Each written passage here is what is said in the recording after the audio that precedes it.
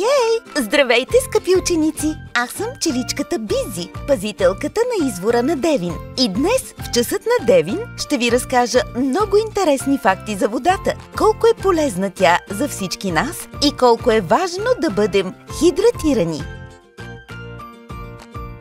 Това означава тялото ни да получава достатъчно вода и течности, за да могат всички негови клетки и органи да работят нормално, а ние да бъдем здрави. Ето и първият интересен факт от днешния урок. Знаете ли, че когато сте били бебета, вие сте имали в организма си цели 75% вода? Какво означава това ли? Ако още не сте учили за процентите, ето ви един пример. Представете си една мандаринка. Сега я разделете на две половини. Всяка част е 50% от цялата мандарина, т.е. половината.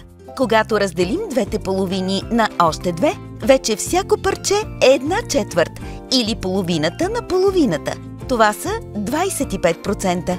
Ако продължим да разделяме мандаринката на още по-малки части, ще получаваме все по-малък процент от нея. Ето, сега вече знаете какво са процентите. Запомнете, че колкото по-големи ставате, толкова процентите вода в организма ви намаляват. Това обаче не важи за медузите.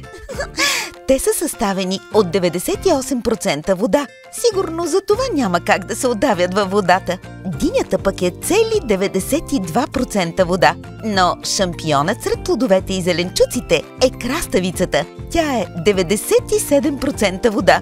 Направо се чудя как не е течна. Реално водата присъства навсякъде около нас и във всички живи организми на Земята. Тя е във всяка наша клетка и оформя тялото ни. Щом е така, вече знаете защо е толкова важно да пием вода.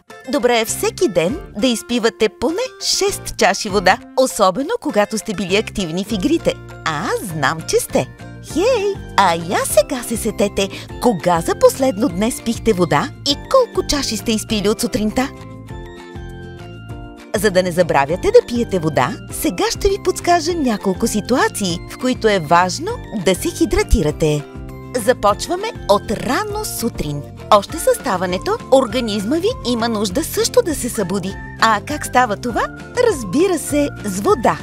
Знам, че сутрин бързате за училище, затова не забравяйте да си вземете бутилка вода в раницата.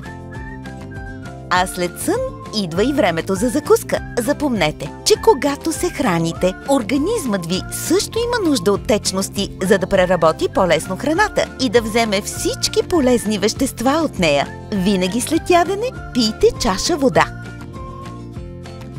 Ето ви още една ситуация, в която хабим не само калориите от храната, но и губим вода. Когато спортуваме, изразходваме най-много вода и се дехидратираме. Затова е важно да презаредим батериите и да възвърнем силите си с чаша вода. А през лятото, след спорт навън, може даже да изпиете и цяла бутилка. Аз знам и че играете не само навън, а честичко обичате да си стоите и пред компютъра с някоя видеоигра или на PlayStation с приятели. Може и да си мислите, че тогава не изразходвате енергия, но това не е така. Когато играете навън, тялото ви се изморява, а когато играете пред компютъра, мозъкът ви хаби енергия и има нужда от вода. За да го заредите и да можете да мислите по-бързо, винаги дръжте чаша вода под ръка. Така лесно ще надхитрите противника си, защото мозъкът ви няма да прегрява. Хайде сега да помислим заедно. Щом хабим енергия, докато играем на видеоигри, значи хабим енергия и докато учим. Затова, когато часът ви свърши, пийте глътка вода и в междучасието. Така ще можете да останете концентрирани и през следващия час. Ето ви и още един любопитен факт. Знаете ли, че мозъкът ни е съставен от 80% вода? Това е толкова много, значи почти целият е вода. Сигурна съм, че мозъкът ни би искал и може да изпие поне 2 чаши вода след всеки сложен урок. Това са моите съвети. Надявам се да съм ви помогнала и да се сещате да пиете по-често вода, за да растете умни здрави и щастливи! Не забравяйте, чистата вода е приятел на децата в игрите и забавленията, както разбрахте и в ученето. А сега ще ви разкажа как аз проверявам дали водата е чиста. Защото аз следя не само колко вода пият децата, а и дали водата, която пият, е чиста. С моите сестрички, работливите пчелички, събираме прашец от цветята около извора на Девин и го даваме на учените. От него те разбират ценна информация за региона и дали водата е чиста. Знам, че сега се чудите как по нашия прашец учените могат да разберат за водата в извора на Девин.